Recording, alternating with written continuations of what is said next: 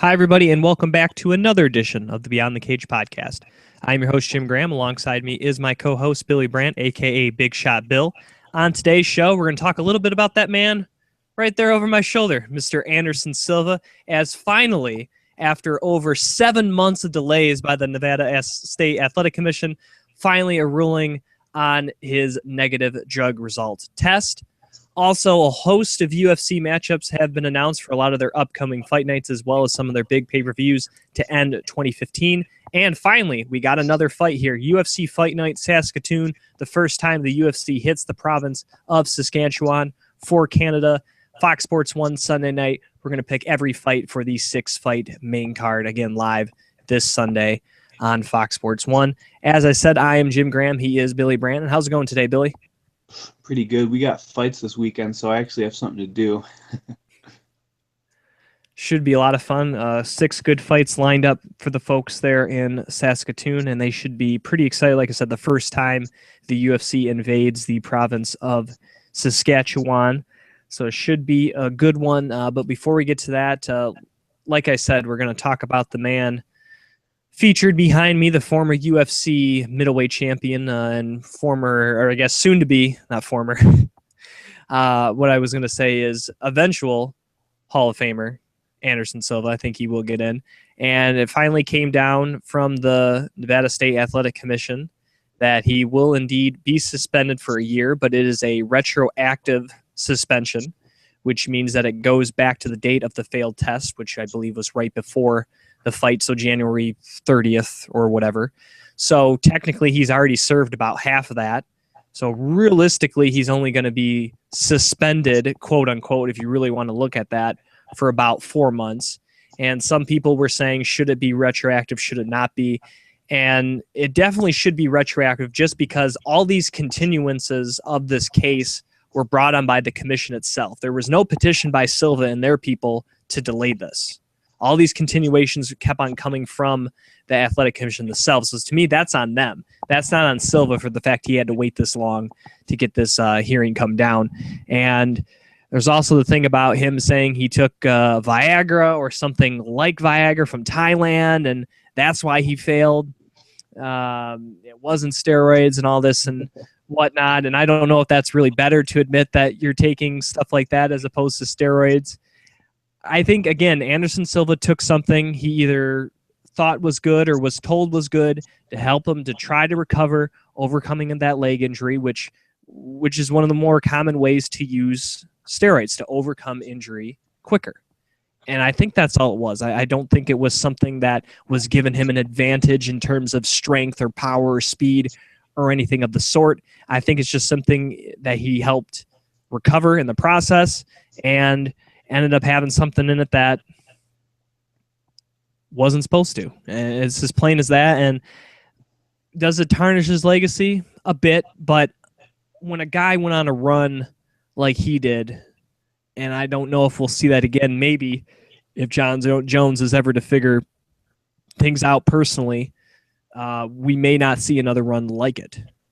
Yeah, you got Anderson Silva, who is bar none, probably the greatest of all time. Just look at his fights, how he is. And then he goes through this crazy leg injury, and everyone's telling him his career is over. And then there's something that pops up that can help him recover, maybe get back in there sooner. That's for sure what it seems like to me. The whole case was kind of crazy when they talked about all the Thailand stuff. And I don't know what he was getting into, but it seems to me the most.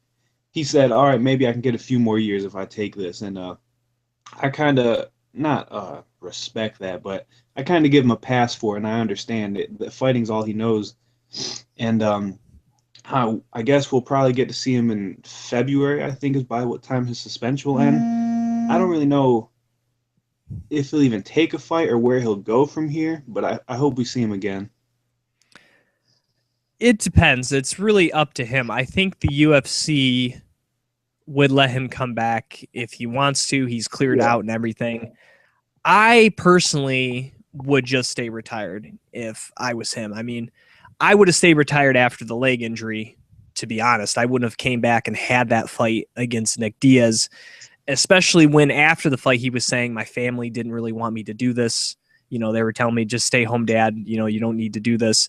You add that coupled in now with the suspension, He doesn't need to prove anything. Like I said, I think he's going to the UFC Hall of Fame no matter what.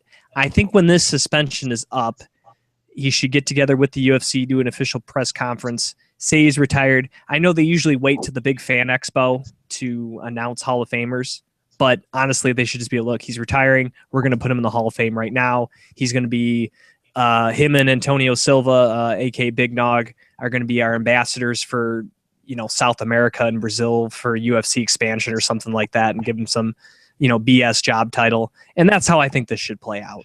And I wouldn't be surprised if that is actually how it plays out. Or he could come back, get booked to fight Fedor, and not just take one. I mean, I think we'll see him one more time. As much as I do kind of agree with you, I don't like seeing legends just kind of keep going on that downward slope. But someone like Anderson Silva, it's amazing to watch him fight every time. And watching Diaz fight, I don't know, maybe he did have a little something extra, but there was for sure a little something left. He wasn't out of it or nothing. So I'd like to see him take one more and then maybe retire on that. Something fun. Just so people know, besides the suspension, he also got fined $380,000, which I'm sure is just pretty close to probably what he got paid for that Diaz fight. So there goes that check. And the official drugs that he tested for, I'm getting this from an article on MMAJunkie.com, is androstane, androstanolone. Those are, and he said those two substances came from off the market sexual performance enhancing drugs. So that's what he is claiming there. So, like I said, kind of a crazy story. I don't think that, again, that helps. I don't think it tarnishes his legacy. And in a couple months, we'll probably forget about this because someone else will test positive, and that will overshadow what he's going on. And like I said, in a couple months, they'll probably put him in the Hall of Fame, and I think he'll be all right. So I did want to move on and mention this. Josh Thompson, we mentioned last week, didn't re-sign with the UFC, goes right to Bellator. He already has a fight. He's taking on the Fight Master, if you remember that show for Bellator, the runner-up, Mike Bronzoulis. He actually left Bellator, if you didn't know that, and went to another organization. I believe it was Legacy, and won their lightweight title. So now he's back in Bellator, and he will be taking on Josh Thompson for his first fight. And I like the matchup. I think Mike Bronzoulis is a tough guy. I like that he went to Legacy. This is one of the few stories where you could say someone went to a lower promotion, came back to Bellator. You don't see that too often. And I think that's going to be a fun, exciting fight. Bronzoulis kind of more of a kind of a brawling in your face style. Fits well, I think, with Josh Thompson. And I wouldn't be surprised if the winner of that fight, especially if Thompson wins, gets a shot at Mr. Will Brooks. Yeah, is that on that Dynamite card? I believe so. I believe so. I really like that. As soon as they got him, they didn't waste any time and they booked that fight. Like you said, it's a good matchup, and whoever wins that probably will go on to get the title. But man, that's going to be a great Bellator card, even for on the Glory side too. It's going to be exciting. And it makes sense because he obviously trains at AKA in San Jose, and Strikeforce was kind of based there as well. So for so many years he has fought in that arena, that HP Pavilion. So it only makes sense to have Thompson kind of fight back in that arena. Yeah, I'm happy they put him on there and that fast. Speaking of Bellator, of course, they've been having these big fan fests to kind of go with these tentpole events. Well, of course, they brought back such people as Ken Shamrock, Fedor Emelianenko, Randy Couture, Royce Gracie, among others, to come to these fan fests. Well, not only going to have Fedor for this fan fest in San Jose, okay, they're also going to have Frank Shamrock and Sakuraba himself, the Pride legend, the Gracie killer, will be live and in person at the Bellator Fan Fest. He doesn't do too many appearances in America anymore. This is huge. Most people maybe not remember he came out with kind of the Japanese style wrestling mask. He had his own like Sakuraba belt. You know, he beat every Gracie known to man. I think just about that he could. Of course, maybe also famous for getting his butt whooped by Vanderlei Silva like 3 times as well. Just a legend of the sport. And for Scott Coker and Bellator to get a guy like that to add to their fan festivities, I think is pretty awesome. Yeah, Bellator's doing it right on this end. I mean, they're really giving it to the fans where they got all these types of exciting things to come see where they're not just coming for just a Bellator fight. You come, you meet all these legends and stuff. So they're doing that right. Also, I want to ask, this is off, but so Fedor, it read that he started his training camp, right? But is there still nothing announced? So far, no fight and or organization has been announced, but I gotta believe it's going to be Bellator. I find it hard to believe that he's starting to train and they're still going to invite him to these fan events. Right. That's kind of the vibe I'm getting. I mean, I know it's not a fight deal or anything, but I just get the vibe that that's what's going on. And I think he realizes that he's not going to do much against the top guys in the UFC, even though he would make big money. I think he just wants to fight a couple more times just to kind of, say he did it, maybe go out a better way, get one more win. Obviously, he ended his career as of now, not on a great note, losing 3 straight fights. So I think he maybe just wants 1 or 2 more fights. And there's also a possibility, like I said, if Bellator can set up him against Randy Couture, my goodness. And Randy said he'll come out of retirement for it. And I don't care if it's 2 old retired guys. I'd watch Couture against Fedor. That's a fight that was trying to happen so many years ago, and that was one of the reasons that kind of led to Randy Couture leaving for a while. That whole thing with the EA MMA game, him and Fedor was on the cover. I mean, it would be a matchup years in the making if it could happen.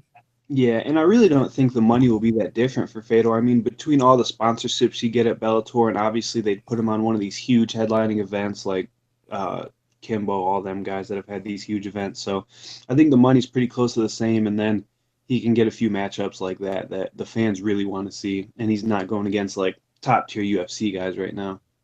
Unless they can get Lightning Lee Murray out of Moroccan prison. I mean, that would be the... Yeah. I'd watch it. I'm not even... All right, let's go to some other matchups here. A lot of matchups have been announced for a lot of the upcoming fight nights. Some big fights added to 182. Joseph Benavidez will take on another former flyweight title challenger in Ali Bogutinov. Bogutinov has been out of action since losing his title shot opportunity to Mighty Mouse Johnson over a year ago. So it'll be interesting to see Bogutinov rebounding against unanimously the number 2 flyweight in the world in Joseph Benavidez. And also Rose Namajunas will finally, hopefully, make her post-Tough debut as she will take on a fellow teammate on Tough 20, Angela Hill. I think that should be a fantastic fight. Angela Hill has some really great striking, maybe some of the best in the division. Add in Rose is just, it's skill with just tenacity, Rose Namajunas. And I think that should be a very excellent fight. Those are both added to the UFC 192 card coming up in October. Of course, that's Gustafsson against Daniel Cormier. Fight Night in Ireland has gotten 2 big bouts. Stipe Miocic will take on Ben Rothwell. That will serve as the co-main event. And also, I think one of Billy's new favorite fighters, Braveheart, Stevie Ray, the man from Scotland, he has been added to the card against Mikhail Libout. And I know several other fighters have been added. Cathal Pendred, of course, will also now be featured on the card. We've also seen Sam Alvey lobby to be on the card, our good friend Sam Alvey. And also, we just had him on the show, Zach Cummins expressed huge interest in wanting to fight back in Dublin. So maybe we'll see one of those 2 guys added to that card as well.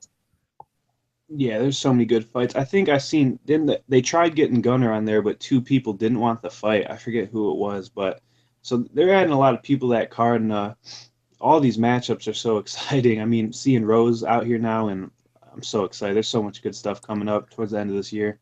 Still looking at the flyweight division, Henry Cujo will take on Jussier Formiga at UFC Fight Night 78 in Mexico. Huge fight for Henry. If he can beat a guy in Formiga, very, very likely he can get a shot at the title. And he could be a guy. I know people are talking about John Dodson. They're really hyping this rematch here coming up in a few weeks, Billy. But the wrestling ability of Henry is second to none. We're talking about a gold medalist in wrestling. And if anybody can tie up the grappling game with the speed and strength of Mighty Mouse, it might be this guy, this young American kid in Henry Cujo. Yeah, I could definitely see it, but right now I'm really stuck on Dotson. I like the dude a lot, and I think he has the speed to match him. And I'm not. You got to bet on Mighty Mouse. He's clearly the favorite, but I'm honestly tossed up in that matchup this time, and I really think Dotson might be the one to take it. That is added to the fight night in Mexico and Monterrey. That will also serve as the kind of finale, I believe, for the Tough Latin America Season 2. Obviously, we already know Calvin Gastelum, one of the coaches. He's going to be taking on Matt Brown to serve as the main event.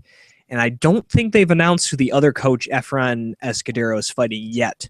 But I got to imagine we'll find that out pretty soon. Probably the biggest matchup, or the biggest two, has been for UFC 194. It has gotten its co-main event, which will be the middleweight title fight between Chris Weidman and Luke Rockhold, and also the fight that you and I thought we were going to see in New Jersey, Billy, but it got canceled a week before the fight. Jacare versus Yoel will happen, which to me is indefinite, the number one contender for the middleweight title as well. What a great fight that is. I'm still sad we didn't get to see it live, but I mean, I'm just glad it's happening now, and that card is shaping up to be insane. I'm really thinking about making the trip now. I mean, between two title fights and then you got that fight, which will be for sure number one contender. I don't really know who else they add, but that card is going to be amazing. Also, our good friend Johnny Case will be taking on Jan Cabral at UFC Fight Night 77 in Brazil. That's going to be in early November, so we'll try to get Johnny on once again. And I wanted to bring up something because it's kind of gone under the radar a little bit in the news. But Johnny Case, along with three other fighters at Alliance MMA based out of San Diego, have decided to leave. And that's Johnny Case, along with Miles Jury, Justin Lawrence, and Michael Chandler, arguably their best kind of 155, 145 fighters. All four of them have decided to leave San Diego and are now training at Power MMA and Fitness, which has the likes of CB Dollaway and Ryan Bader, and also has now the coach, but former UFC fighter Aaron Simpson. And it's a very interesting move. I maybe that shows that for guys of that star power to leave, young guys like that still in their prime, a lot left to have on the table. It's interesting that they move, and I think this will be a developing story, Billy, and something that sooner or later one of these guys is going to talk, or more guys are going to leave, and we're actually going to get an investigation of what's going on at Alliance, because you typically just don't see four guys like that just up and leave. Yeah, I seen something on it, and I just didn't think too much on it because I really don't know what happened. I mean, it's obvious something has to be going on if four want to leave out of nowhere like that, or if they all just decided maybe it'd be better for us to go here. But like you said, there's not much we know yet. I think in the future we will figure something out, but it's a strange thing that happens out of nowhere, it seems like. Now, I've heard some rumors, but nothing confirmed. That's why I don't want to say anything. I only say stuff that I know has been proven. I'm not one of those journalists here that just say stuff to say stuff and then have to be proven wrong. That's not how I run this show, and that's not how I ever will run this show, unlike some other MMA pundits that put out people have done things and then it turns out they haven't. I'm not going to do that. So I'm not going to say any information that will be false or ends up being proved false. So I check my sources on stuff. I just don't willy-nilly say stuff. Yeah, 100%. And up to this point, I've never heard anything too negative about Alliance, so I really don't know. Maybe I'm uninformed. I don't read a lot into that stuff, but I've never heard anything bad, and I guess we'll see what happened in the future. All right. Speaking ill will, also speaking of Bellator, they kind of had brought back one Mr. the Barn Cat, Tamden McRory. And he's having a nice little run there, and it was a nice enough run that the Barn Cat is now back in the UFC. How about that? I thought Bellator was going to keep him, was going to ride out, and looking at the big quote there on MMA Junkie, he said, I wanted to be back in the sport of MMA.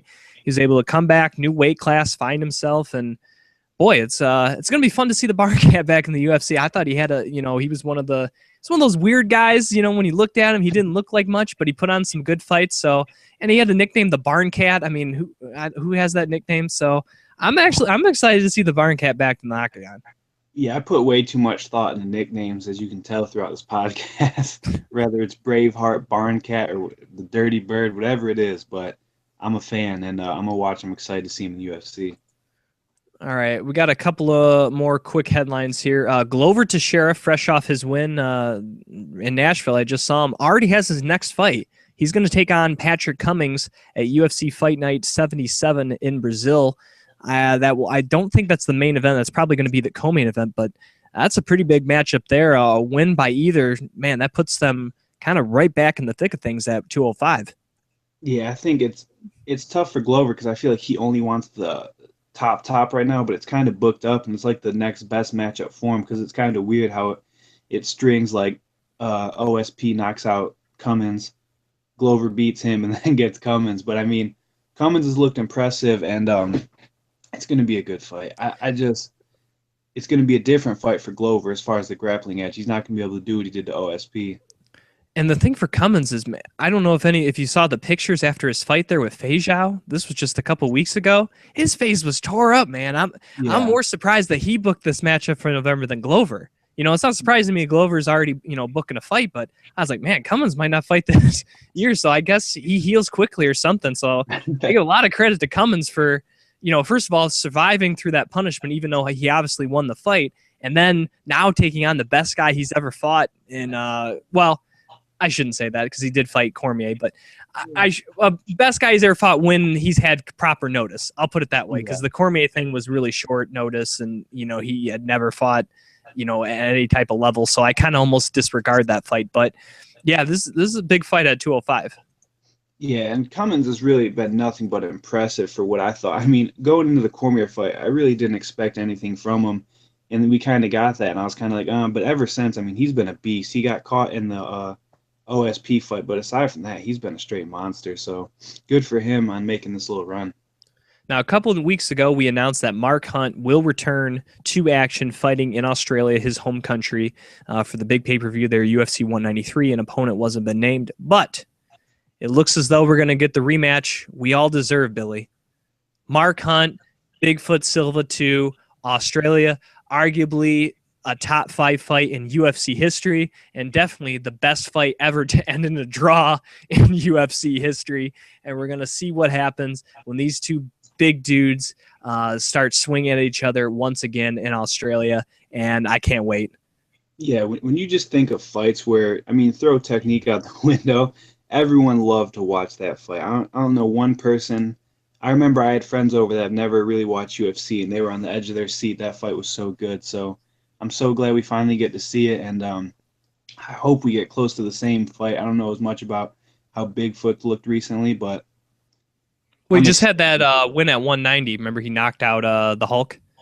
Yeah, but even in that win, I'm not going to say I was the most impressed. Right. And obviously, Hunt looked god awful against Stipe in Australia earlier this year. Yeah, so I mean, I don't know if we'll get. Basically, what I'm saying is I don't know if I want to get my hopes up as much because it's never going to be able to live up to that first fight. But hopefully, it turns into fireworks again. All right, last bit of news. Brock Lesnar recently was on SportsCenter trying to kind of promote the upcoming big WWE pay-per-view known as SummerSlam. If you're not familiar with it, it's one of the big 4 pay-per-views that the WWE does.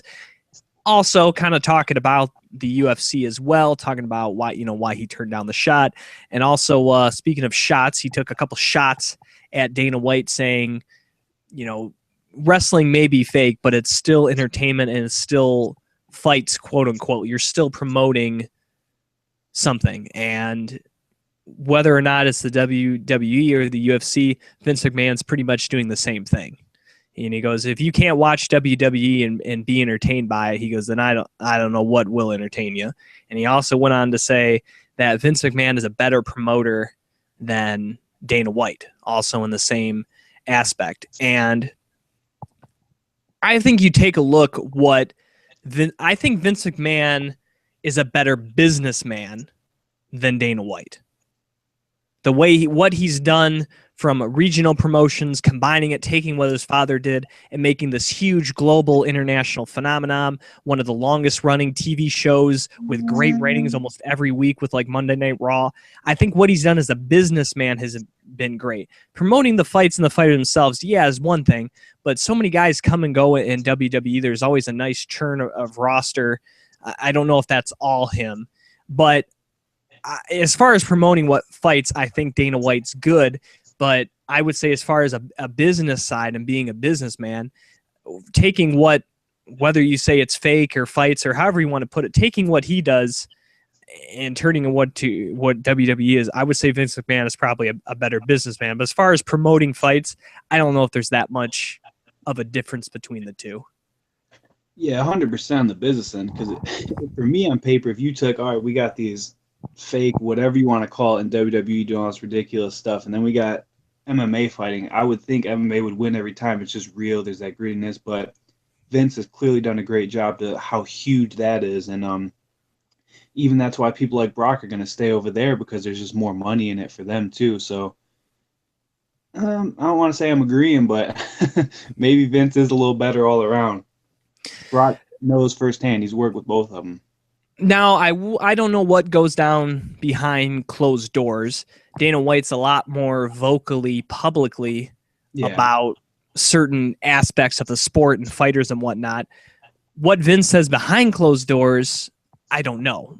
But from what we can tell from the stuff he does do in public, he seems like a relatively mild-mannered guy and doesn't kind of shoot off his mouth too much. Now, what he does in the ring is completely different. To me, that's the character of Vince McMahon. That's not the guy running the show. But there's definitely a little bit of contrast in styles. But either way you want to look at it, they both have been effective at what they do. Yeah. 100%. I mean, I wasn't putting too much into this either way, but I mean, it's kind of funny that Brock would say, it'll get under Dana's skin. And but yeah, clearly they've both been really successful in how big the WWE is, or Dana with the UFC being like a dying thing and then bringing it to how big it is. So I want to bring this up because I found it interesting. Sugar Shane Mosley, for those of you who don't know, one of the greatest boxers of the last 25 years, multi-division boxing champion. He's coming up, with a new pay-per-view that he's helping promoting.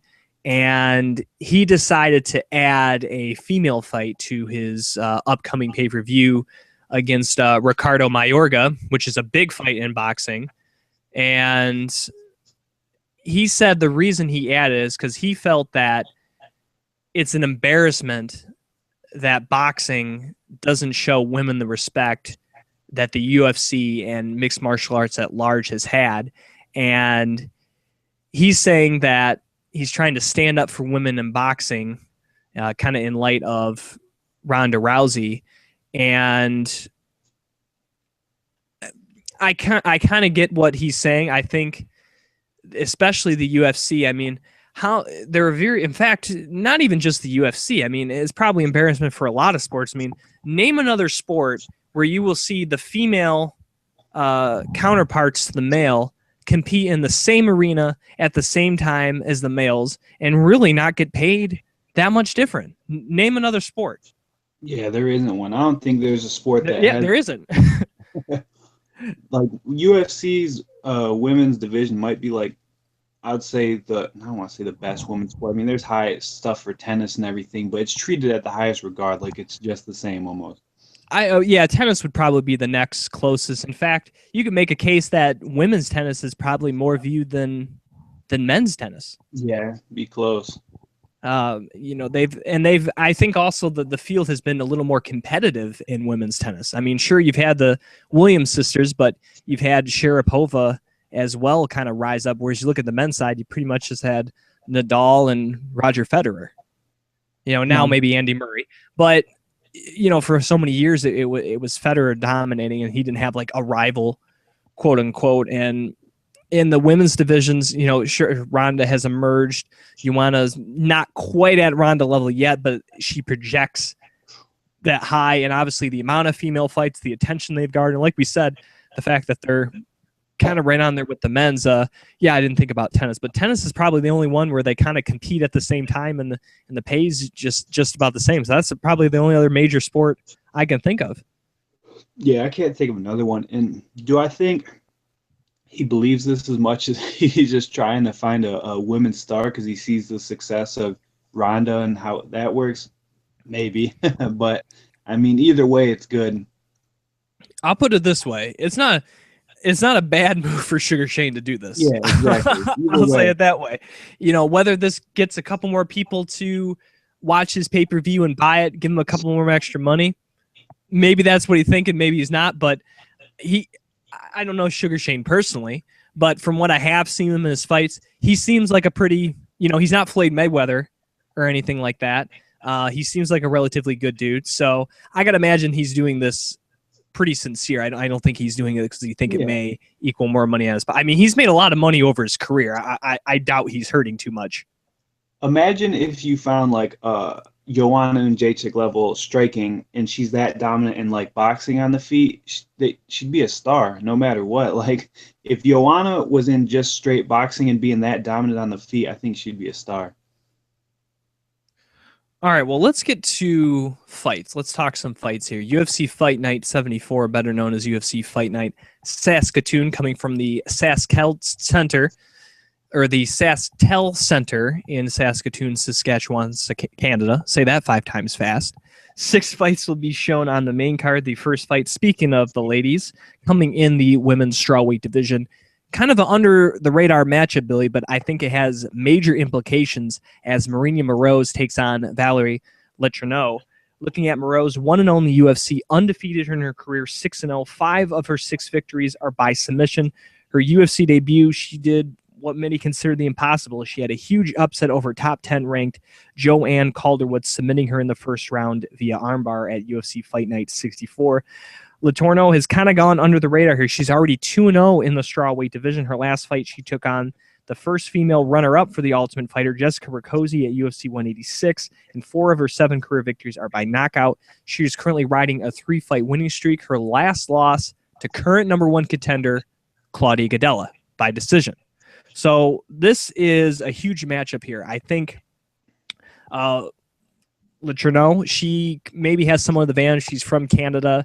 Not quite her hometown, but fighting in the home country. Moroz is going to have to fly all the way from the Ukraine and Europe, so that may give her a little bit of advantage. I don't think Moroz has fought outside of Europe, if I'm not mistaken, so that's kind of a huge adjustment to flying all the way from the Ukraine to Saskatchewan. So that may be an advantage for the Canadian, but the winner of this fight doesn't get a title shot, but the winner of this fight really puts them up in position, and if they... I think Moroz is technically listed in the top 10. Letourneau is probably just outside, but yeah, I think Moroz is at 8. Yeah, I think a win by either honestly puts them pretty close to the top 5 and may only be 1 away from a title shot. Like I said, very under the radar matchup, but because of Moroz's win over Calderwood, you add in Letourneau already 2-0. If she wins 3-0 in the UFC, this is an under the radar matchup, and it should be pretty intriguing.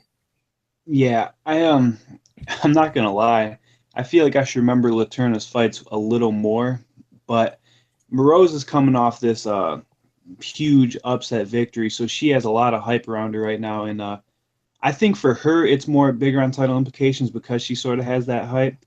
But both of them, like I repeat it all the time, and I can't repeat enough in this division how much every win can do. Like if you're in the top 10, you're only 1 or 2 fights away from a title shot almost all the time. And I'd like to see the winner of this fight a top 5 and then get a title shot, maybe even if they win that, because Joanna's got Gadelha booked, and after that, it's kind of just a wide open division.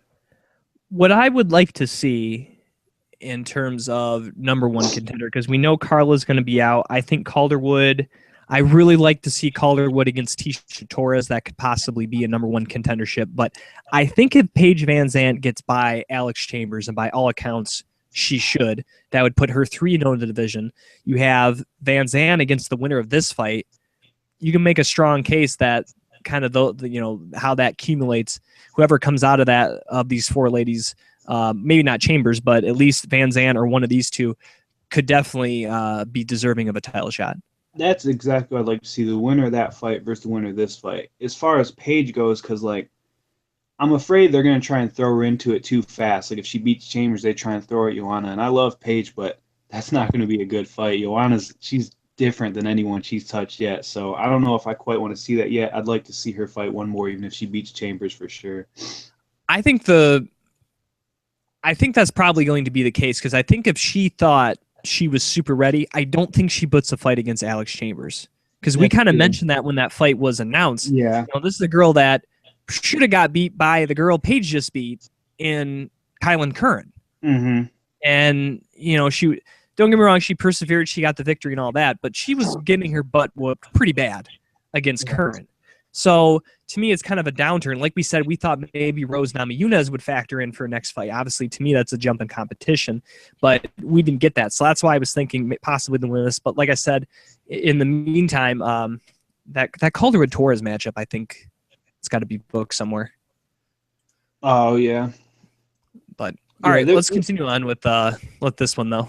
It's an exciting division though. I mean, you could really talk about it all day. It's so wide open. But yeah. The next fight of the evening will be in the lightweight division as Olivier Aubin-Mercier will take on Tony Sims. Talk about a contrast in styles looking at the former runner-up of Tough Nations, Olivier Aubin-Mercier, 2-1 in the UFC. His last fight was a victory over David Machad, UFC 186, 6-1 in his career. All 6 victories are by submissions. As I mentioned, Sims, the complete opposite, 1-0 in the UFC. His last fight, he beat Steve Montgomery at Fight Night 70. And 10 of his 12 career victories are by knockout. This is a complete contrast of styles. If it goes to the ground, this is all the French-Canadian and Aubin-Mercier. If it stays standing, got to give Tony Sims the advantage here. And if you remember and go back to his debut fight, that one didn't last very long. This dude has some power in his hands. Yeah, for sure has power. And I mean, the difference in like the submissions and stuff, I think if I'm always giving away my picks on these lower fights. I hate to do it, but Olivier Aubin-Mercier, I think he'll be a lot smarter in being able to avoid it and then grapple him, grind him down, and then be able to kind of have his way there. Looking at the next fight of the evening, Chad Laprise against Francisco Trinaldo. And believe it or not, if you didn't know, and this kind of surprised me, Francisco Trinaldo is already 7-3 in the UFC. He's riding a 3-fight winning streak. He defeated Norman Park in his last fight at UFC Fight Night 67, and 7 of his 17 career victories are by decision. Looking at Laprise, a winner of Tough Nations. His last fight, he defeated Brian Barberena at UFC 186, still undefeated in his career at 10-0. 5 of his 10 career victories are by decision. Considering the guys that Laprise has fought so far in the UFC, I wouldn't say a huge step up, but definitely a step up in competition in Trinaldo, who at 155 is a big dude. This is a big, strong dude. Laprise has fought some of his career at welterweight, but even dropping down to lightweight, I never thought he's not a huge lightweight. He's not what you would call a physical specimen. He's a pretty solid kickboxer. And I think for this fight, he has to move around. He has to stick and move, use some effective leg kicks. I think this fight plays in close in the clinch. I got to favor the strength advantage, and I think the little better grappling skills of Trinaldo. And I think if Trinaldo gets in close, I think it's going to be a tough night for Laprise. Add in, I also think that Trinaldo has the better power. I mean, go back to that Norman Park fight. I thought he looked pretty good against Norman Park. Mm-hmm. And this is a fight where if Laprise starts clinching, if Trinaldo, continues to improve in the striking game, that's not a good sign either, because I think that plays into Trinaldo's grappling skills. So this is a fight where I think Laprise has to stick and move, use some outside tactics, try to frustrate Trinaldo, and I would imagine that would be his game plan coming in. Yeah, it's exactly sort of the game plan you just laid out. I mean, I think Laprise is good, and since he's been in the UFC, he's looked good, but this is definitely a big step up for him in competition. I mean, it's not the biggest, but it's someone that's been around, and I think the experience will play a huge factor for Trinaldo and just having that many fights in the UFC. And, I give him the advantage on power also, and I think it's going to be a tough night for Laprise. Also, I just noticed this, and hopefully this changes after this fight, but every one of Chad's fights have been in Canada. And that's gotta change at some point. He can't just stick in Canada. His next fight, if he fights again here in 2015 or early 2016, they gotta get him out of his comfort zone a little bit. You can't always just fight in Canada. I think if he does get a win here, he'll for sure be somewhere else. But I mean, right now in these lower fights, they're kind of letting him ride his wave a little bit. I'm just saying for the future, they do that with a lot of the Brazilian guys too. They kind of just hide them in Brazil, but it's like, you got to fight out. You can't always fight in your home country. Sometimes you got to If he beats fight somewhere Ronaldo, else. though, he'll for sure probably get a good matchup, and I'm imagining it'll be somewhere in Vegas or something. Looking at the next fight of the evening in the welterweight division, Josh Berkman will take on Patrick Cote, a tale of guys who have been cut by the UFC and have come back. Looking at Berkman, he is 5-6 in the UFC with a no contest. His last fight was a loss to Young Hun Kim at UFC 187. 10 of his 27 career victories are by submission. Looking at Cote, he is 9-10 in the UFC, but currently has been on a bit of a streak here. His last fight, he was able to defeat Joe Riggs at UFC 186. And of his, how many victories? 21? Yeah, of his 21 career victories, 9 are by decision. And the little streak I was mentioning on, he has won 4 out of his last 5. His only loss comes to Stephen Thompson in September of last year since 2012. So a little bit of a roll here for Cote. Berkman, since coming back to the UFC again, has not looked really good, Billy. I know that was a no contest against Hector Lombard, but in all honesty, that was a loss. If Lombard doesn't fail his drug test, that stays as a loss. Didn't look good against Young Hun Kim either. And once again, he's taking on a guy that's a really good striker, this time in Patrick Cote. And so far, Berkman's striking game has looked non-existent since coming to the UFC. His conditioning has looked bad, and when he's tried to grapple, he's just kind of been tossed aside by both Kim and Lombard. And since moving down to 170, Cote has looked pretty strong in the grappling front, so I got to believe it's going to be tough to try to take Cote down and hold him there. So if Josh Berkman wants to win, he has to do something extraordinary. He has to step up his game like 1,000%. Because if he shows up the way he did his last 2 fights, Cote is probably going to knock him out. That's the feeling I'm getting. Yeah, there's not much for me to say about this fight. I mean, you basically just covered it. Berkman has really not looked impressive at all, and I don't know what to expect from him, but he needs to do something, maybe a change of scenery. I don't know what it is, but something way different, because if he does come in with that same game plan style, Cote is going to pick him apart pretty easy. Looking at the co-main event of the evening, it will be in the welterweight division as Neil Magny takes on Eric Silva. Magny taking this fight on short notice. It was originally supposed to be Rick Story against Eric Silva. Of course, Magny's coming off a loss in his last fight to Damian Maia just a few weeks ago at UFC 190. That snapped a huge 7-fight winning streak for Neil Magny to run his UFC record to 8-3, and 7 of his 15 career victories are by decision. Looking at Silva, 6-4 in the UFC. He defeated Josh Koscheck earlier this year at Fight Night 62, and 11 of the 18 career victories are by submission. Striking-wise, I think Silva is the more flashier striker and the more powerful striker, but I think Neil Magny has a little better footwork, a little better conditioning, and probably a little better technique than Eric Silva.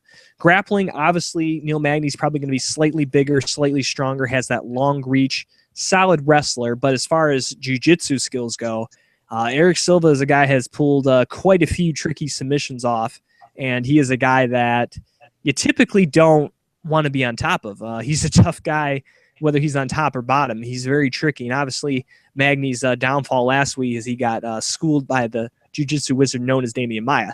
Now, I will say Silva's level of jiu-jitsu is probably not Damian Maia, but it's still pretty darn good, and he's proved it in the UFC. So if I was Eric Silva, I'd try to create some scrambles and get Magny in a bad situation, kind of like Damian Maia did. I don't think he's going to be able to straight take him down. Standing up, like I said, Magny, can probably outpoint him, but the longer it stays standing, you give Eric Silva, a guy who does have knockout power, the chance to hit him with one strike.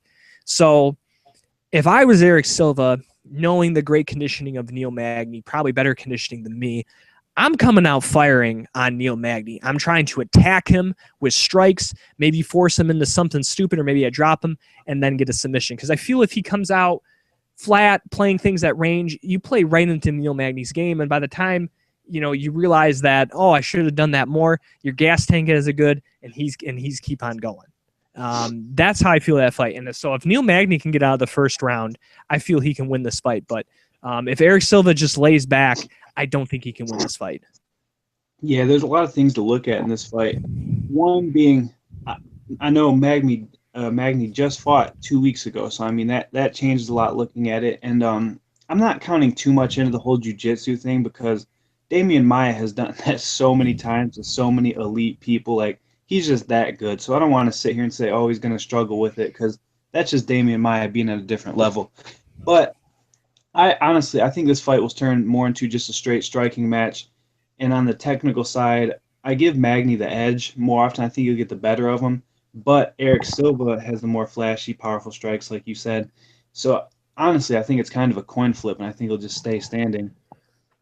Now, I still think it's a good fight, but I think the way Rick Story fought Gunnar Nelson and kind of his progression since kind of being a win-loss guy for a while there after having that huge win over Johnny Hendricks, I thought we were going to kind of see the second coming of Rick Story, and I thought we were going to, he was going to take on a exciting guy in Eric Silva, and I was really looking forward to that match, and I hope Rick Story isn't out too long because I think he can be a threat in this welterweight division. I mean, we're talking about a guy who, by all accounts, is one of the hardest hitters in 170 and keeps coming. Sure. Add in his wrestling skills and the how his striking's got better. I mean, before it was just simply he threw hard. Now he's, getting combinations together to go along with his wrestling. Sure, he's a shorter guy, but he has that lower center of gravity. I think he's been, and he's still a young guy. I believe he's still under 30 or isn't older than 30. So I was really looking forward to Rick Story. So hopefully he can come back. But I give Neil Magny all the credit in the world for stepping up and taking this, trying to get back on the winning theirs there, and definitely a good opponent in Eric Silva. On the Rick Story side too, I mean, I didn't at the time when he fought Gunnar, I was like, oh, maybe Gunnar's just a little bit of hype. But now seeing like what he did to Brandon Thatch and just how good he is, man, Rick Story's a beast, and he's going to be trouble for anyone. So yeah, I do hope he comes back soon and has a good return. Main event of the evening in the featherweight division where, in my opinion, the winner can get a shot at the UFC featherweight title as Max Holloway will take on Charles "Do Bronx" Oliveira. Looking at Max Holloway, 9-3 in the UFC, riding a 6-fight winning streak. His last fight, he defeated Cub Swanson at UFC on Fox 15. 6 of his 13 career victories are by decision. Looking at Oliveira, 8-4 in the UFC with a no contest. He is riding a 4-fight winning streak. He's coming off a victory over Nick Lentz at UFC Fight Night 67. 12 of his 20 career victories are by decision. Now, both are long and lanky featherweights, probably two of the longer and taller guys in this division. Holloway's definitely a little more technical. Power, I would say, is about even. None of these guys are really one-shot knockout power guys. But Oliveira is a little more unpredictable, a little more unorthodox in his striking. He's getting better, but his bread and butter is his jiu-jitsu game and overall grappling. And, we mentioned Damian Maia earlier. I think maybe next to Damian Maia, obviously, I know you also got Jacare as a world champion jiu-jitsu guy too. He's up there, but him, Maia, and Oliveira, to me, those are 3 guys that I fully believe can submit anybody they fight. I don't care who they're fighting. I fully believe they can submit them.